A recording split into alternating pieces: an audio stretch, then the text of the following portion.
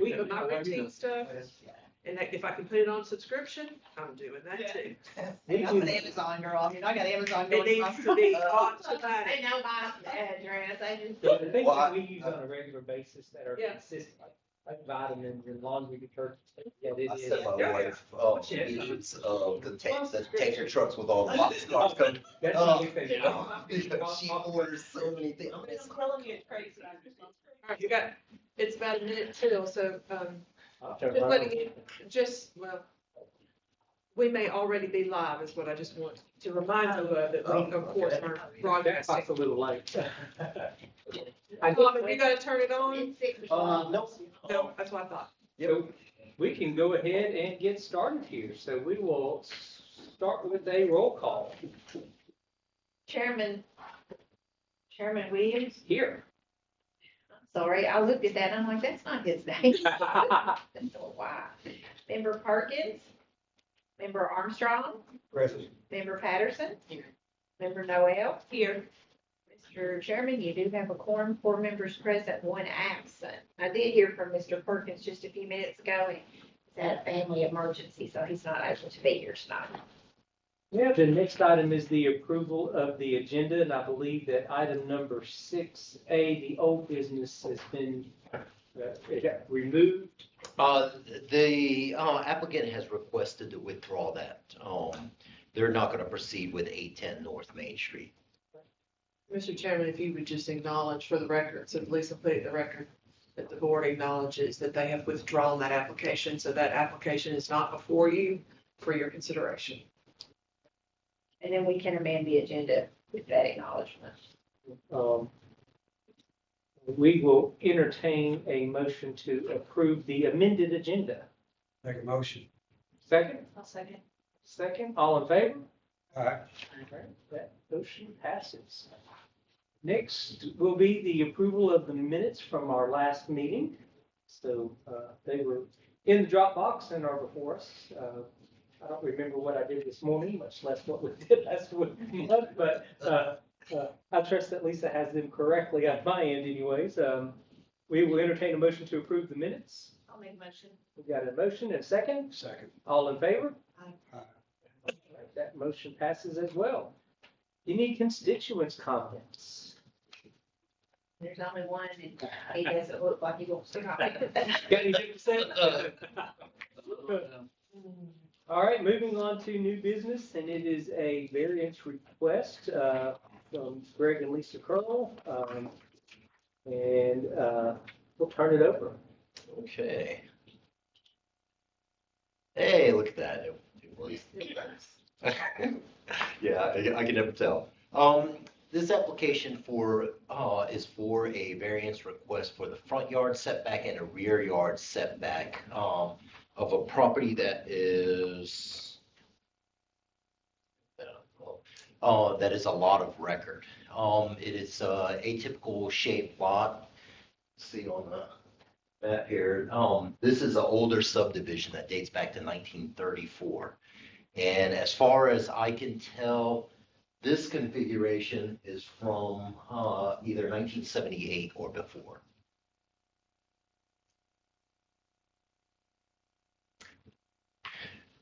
So the applicant is asking for that 18-foot as a front yard setback, and then 8 foot for the rear yard setback. This red box, 24 by 50, represents the buildable area. The parcel size is 4,965 and change square feet, which is about 2,534 square feet less than for that zone district, which is R3.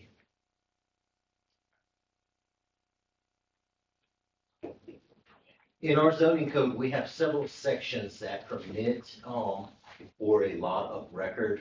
As you can see in Article 2, Section 2.2, if there's not sufficient area, the Board of Zoning Appeals may review this and require or allow these variances. And then Article 3, 3.5, A through C, it's actually A that is the applicable one.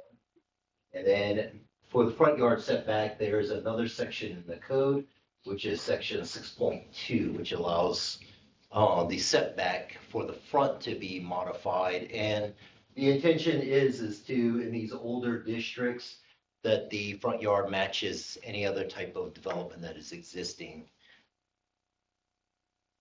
As you can see, this is the 1934 subdivision, which are these shotgun type 25-foot lots, these long lots. And this one, it consists of a portion of 14 through 18.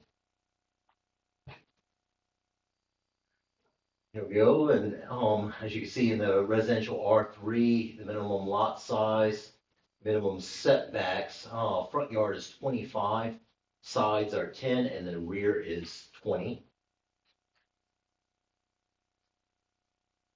And in looking at the neighborhood area, these development here are actually about similar on the front yard setback. In article or section 6.2,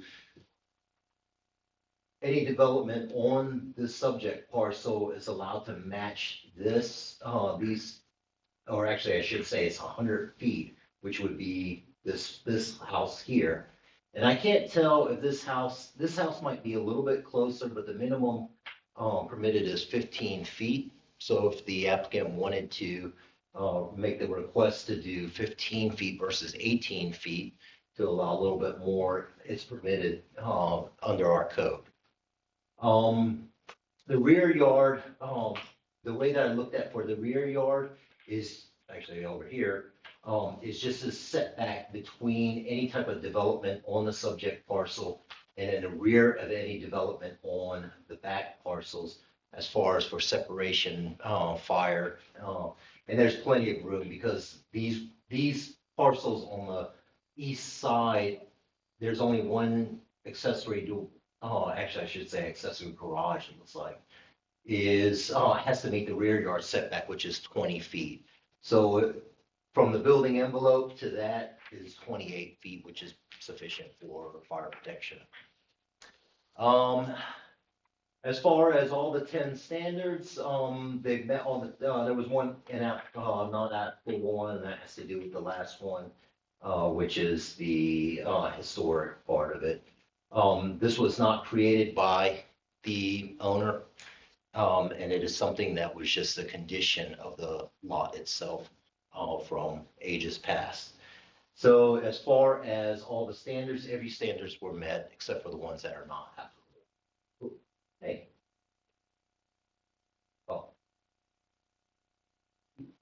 I guess I'm shut off from that one. You're done. So, Yeah. am I correct? Oh, there he is. He got it back. Okay. Oh, very good. Am I correct in my thinking that if someone came in and wanted to build a subdivision today, Yes. a lot that size would not be allowed? It would be stopped at the planning process. And That's correct. This condition only exists because this is a lot on record from a subdivision that was created before we had zoning standards. That's correct. All right. So, any questions? That was exactly my question. You just asked. Yeah. If I may, it's pretty cut and dried. That's what non-conforming allowances and variances are for things that were done way long time ago before these 234. of these things were put in place. And I understand they probably, somebody combined a couple of lots in 1978. That is significant time. Okay, so.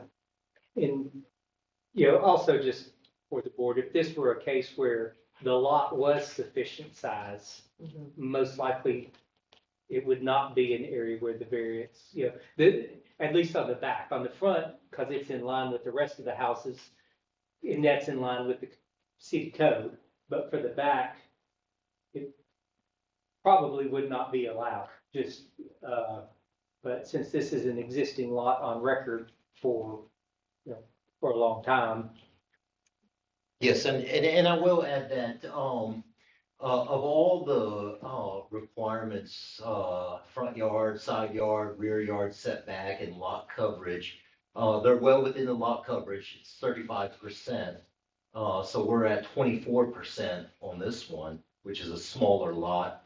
And then, the rear yard setback, it doesn't meet, but we've got this provision for the front yard, which is 6.2 that allows a reduced front yard. And then it does meet the side yard setbacks. Well, we will entertain a motion. I'll make a motion. May I say that the part of your motion be that the board has found that it has met all of the standards required for a variance to be granted. You got that? I do, all applicable standards. Yes, So thank there you. were two that were not, right? Is that right? Two that were not applicable? Yes, financial gain is not, it's not applicable because we don't review those part of it. And then, the historic register, it's not a historic registered property. Okay. Right. I got it. So we have a motion. A motion. In a second. We have a second. And we will do a roll call vote. Okay. Chairman Williams, Yes. Member Armstrong, Yes. Member Patterson, Yes. Member Noel. Yes. Right, that motion carries. Any other business? That is it. We will entertain a motion to adjourn. Motion. You got a motion? All those in favor? We are adjourned. Go freeze, yeah. We got minutes. Oh, yeah. Thank you.